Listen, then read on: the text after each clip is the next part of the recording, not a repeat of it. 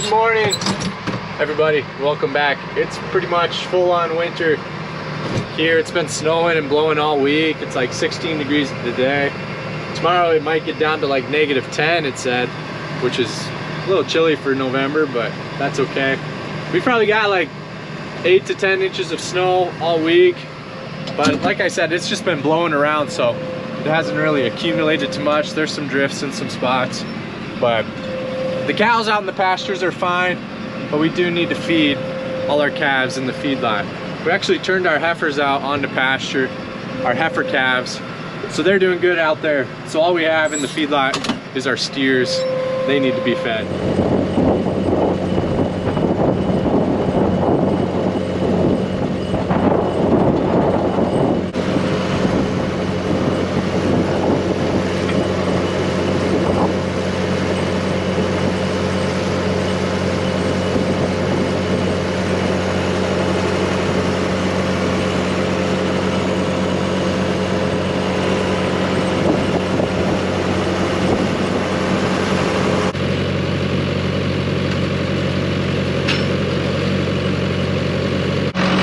Giving our calves right now about 10 pounds of hay per head and another 5 pounds of corn. So we've got a scale on our mixer wagon, so I just put one bale in there. You can see it weighed about 1,400 pounds.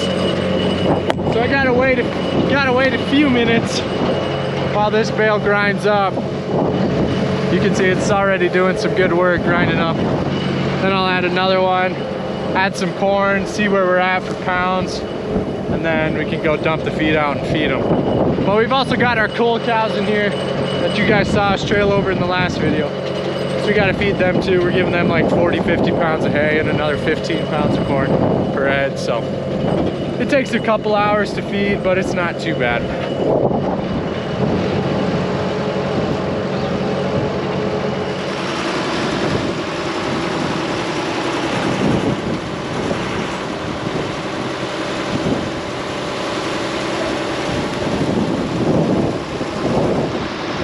Our neighbor just down the road, a couple miles away, grew some corn this year, and they ended up picking it, so we have ear corn. We fed ear corn last year, and we've done it a couple years. It seems to work this far. I know some people will be wondering, you know, why we don't grind the corn. It does. Grinding the corn would increase the digestibility for the calves and the cows, but just for our operation, we don't feed a ton. We're not trying to grow these calves super fast, you know, we're just trying to put a little bit of weight on them over time. So we've just decided, you know, the cost of grinding the corn versus the benefit that we're trying to get out of it, they don't really weigh each other out. So it's a little too expensive to grind it than the benefit we're trying to get out of it, if that makes sense. But I know some people will be wondering about that, but it really does work just fine. The cattle, they just gobble it right up. They love it.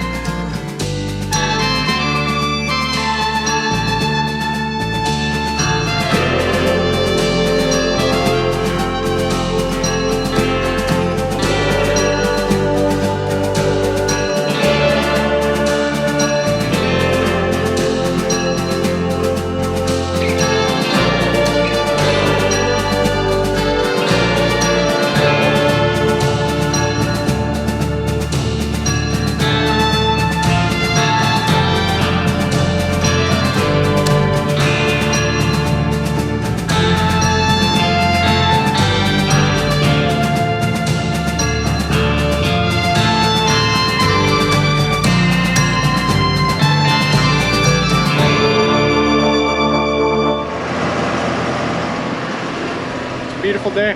Got the calves all fed and happy all the way down. We got 3 pens of calves. The last pen is kind of our little smaller ones that we just put them off on their own so they don't have to compete with the calves that are a little bigger at the feed bunks. But I'll just mix up a ration for the cows too, the cool cows that are in our one pen, and feed them. And they should be fat and happy too.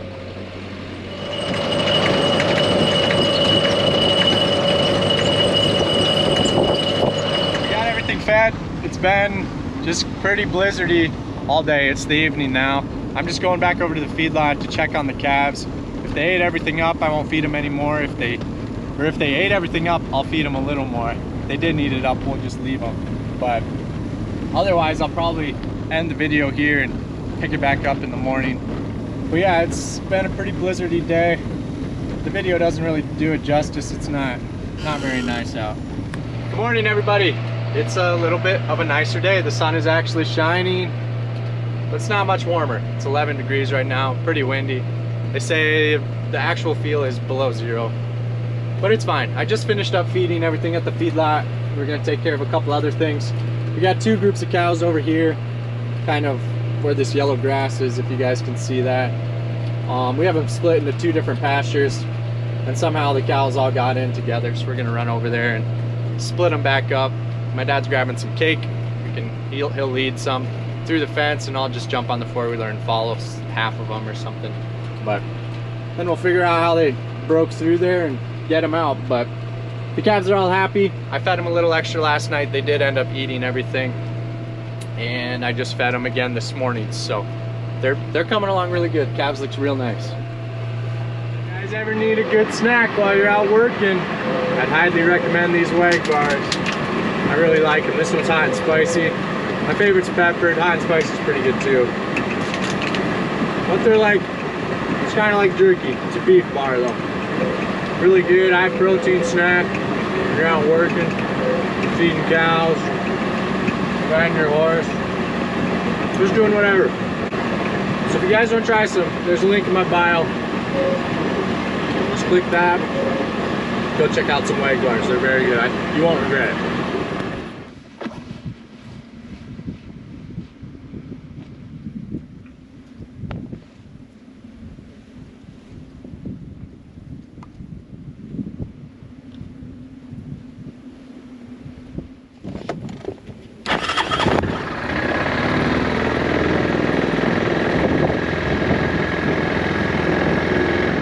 Girls, let's go.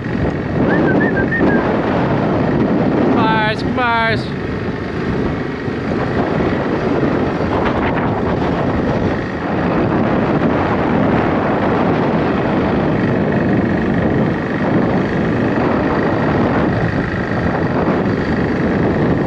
There you go. Go back to your home. 1, 2, 3.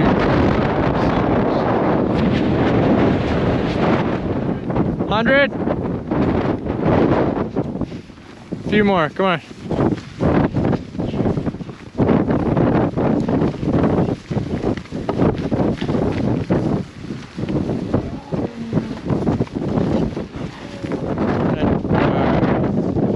Six, 97, 98, 99, 100. Have to fix this fence. Hey Gunner, how you doing, buddy? Good. Hey cows. Look out, I don't have any cake. Back in June or July, we went out to Wyoming and Craig tested our heifers using ultrasound, and we also took some DNA samples. And then with those, we were gonna do some genetic testing. So we actually just got our genetic test results back. We had the vet come out today, and he kind of talked us through just some of that. If you wanna go back and watch that video, my dad kind of explains why we're doing that. And today we kind of got into that too, but I'm gonna put a little snippet of that into this video. I think some of you might find it interesting, some of you might not, and that's totally fine, but I'll put it in here. If you find it really interesting, I'll go into it in further detail in another video. We still have a few heifers to do some tests on, so we could show that in a video and go through the data a little more and just kind of talk about it. But I think it's really interesting. I hope you guys do too. So I'm gonna put that in here. The frequency of the lines tells you what the top is, and then the darker the circle, the more there is in that, the more heifers there are in that trait. So, for instance, this one on birth weight, you have most of your heifers are in that 3.74 range. The numbers. Yep. The numbers are higher the bigger the circle. So Right. If there was 10 heifers, there would be 7 of them at So like 3.5 and. So like here, clear down here, there's 38 in the minus 2.5 for tenderness. Mm-hmm. So, basically the herds, it's not bad. Not bad at all. These lines down here, again, just show you a bar graph of each one of the traits. So that's the cow-calf index, that's the feedlot index and carcass, and then this is your total. So what they do is they break it up into the total index is, literally everything from conception to consumption. It's like, this is our total score. And each one of the traits are weighted differently as to the profitability of that cow. So fertility is going to be big, birth weight, the lighter the birth weight, easier the calving, more live calves we should have. Mm-hmm. Carcass, the heavier carcass, more marbling, anything that's going to increase the profitability is in that total trait. And then with each one of these individual traits in, we go all the way around and, birth weight, weaning weight, yearling weight, all of the standard traits that we're looking at. So what Ag Boost does is a little bit different, is they express it in this circle. And basically what the outside ring says is, this is your percentage of Angus and percentage of Continental. Mm-hmm. So we're at 49% Angus and 50% Continental. So it's about like you described your calves. Mm-hmm. That'd be pretty doggone close to what they are. And Continental being Simmental. Simmental, yeah. Yeah. Non-English breeds. Yep. So we knew that going in, and the breed comp said, pretty well confirmed that yep, these are all semi-Angus heifers. So then when we look at the individual traits in the wheel, this is the overall score of all your heifers. So this is everything in one group. 10 is the best, 1 is the worst, of course. But then it grades them according to each trait. So IMF, you're at a 4.5, and the genomic EPD is 0.034. So, 0.45 is just, a little below average, but not bad. But then when we get to ribeye area, you're at a 7.6, and you're a 0.53. So, that tells me that, I bet the carcass weight's going to be good too. Carcass weight's almost an 8, or is an 8. So, you can see that, just tell that you've been using, bulls that have a lot of carcass to them. And I love to see that. I love to see calves that have some value on the backside versus just, a live calf. So it's really interesting after all these years of knowing his selection is on and just carcass numbers. traits. Yep. And picking for those traits, how then it just, the DNI just really shows what he's been selecting for. It really confirms it. It's like, hey, it is right here. It's all here. What I find interesting is the intramuscular fat is a little bit lower, but the tenderness is high. Right. There is a correlation between marbling and tenderness, but it's not a direct correlation. Right. Mm-hmm. I've seen a lot of cattle that are really high IMF cattle, and their tenderness is not good. Herefords are pretty tender, but they overall as a breed, but their marbling isn't that great. Yeah. When we had, was that 2 years ago or 3 years ago? I think it was 2 years ago. It was the last South Dakota Angus, Black Hills Angus meeting I went to at Stock Show, and Mick Varlick was still on the Angus board, and he was saying how the growth of CAB and how how it's been growing and all this and that, and he says, and I'd like to commend the Hereford Association, and he says, you guys just for your certified Hereford beef, he says, you finally made it to at least select. and he just kind of, you know, like that. But it's true, because that's what certified Hereford beef is. It's not choice. Well, no, it's not. It's not near as good. Don't grade, but they do have a nice tenderness. They do have good tenderness. And I remember I talked with Greg Jorgensen about this a little bit. He says, you make your choice on whether you have a good experience eating or not when you put your fork and your knife to that piece of meat. Yep. Before you even taste it, well, how tough it is, you can tell that just visibly without ever tasting it. So you'll know how, if you're going to enjoy it, you've already made an assumption and made a call that this is going to be an enjoyable piece by how you can cut it. Yep, exactly. So there's more to it than just intermuscular fat or all this stuff. So the tenderness genes are calpain and calpastatin. And the calpain genes, but in the very first DNA test that we had, that's what we had. We had 4 marbling genes and 3 tenderness genes.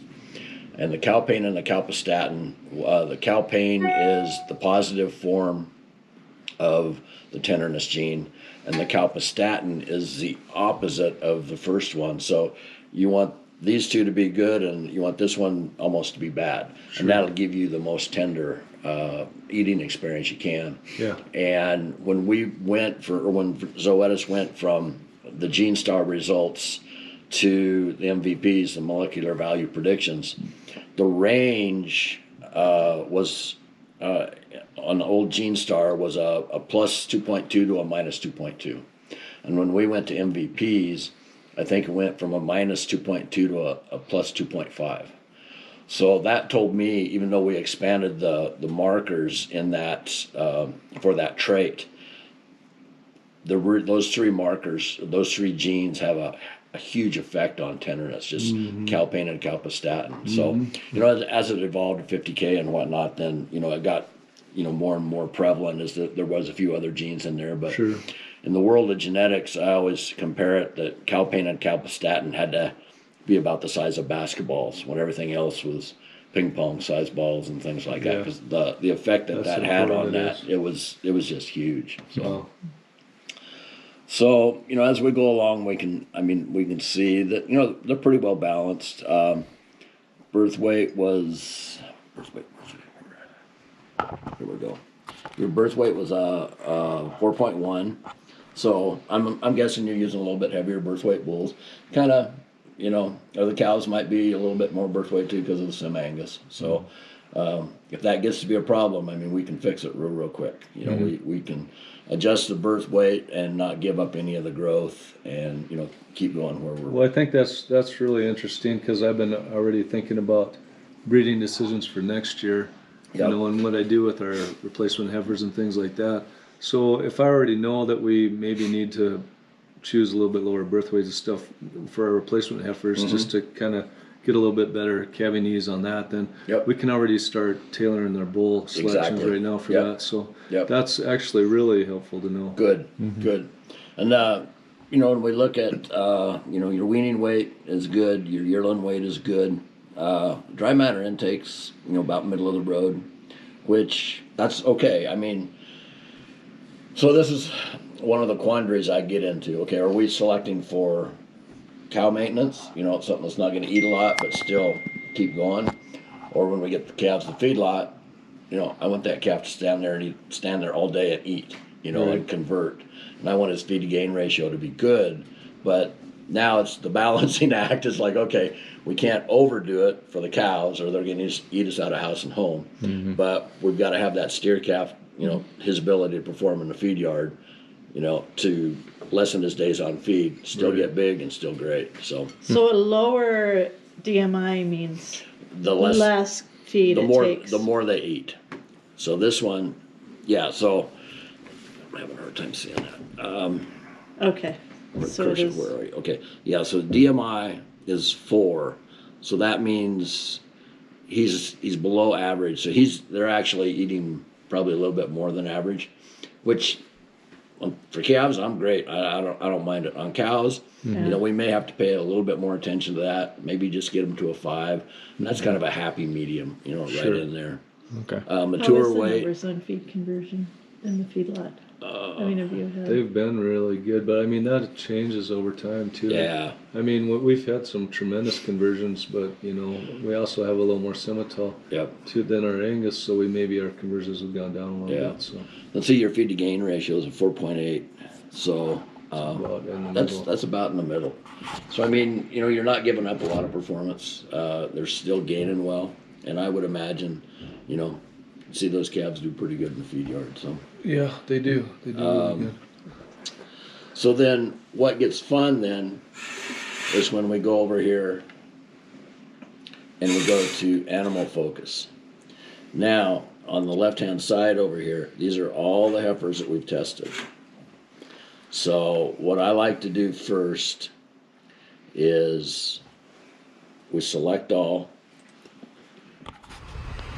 I hope you guys enjoyed that. Hope you enjoyed the video. Hope you're having a good week. Thanksgiving's next week. I hope everybody gets together with their families, and we should have another video by then. But yeah, take care, everybody. Really appreciate you taking the time out of your day to watch our videos, and we'll see you in the next one.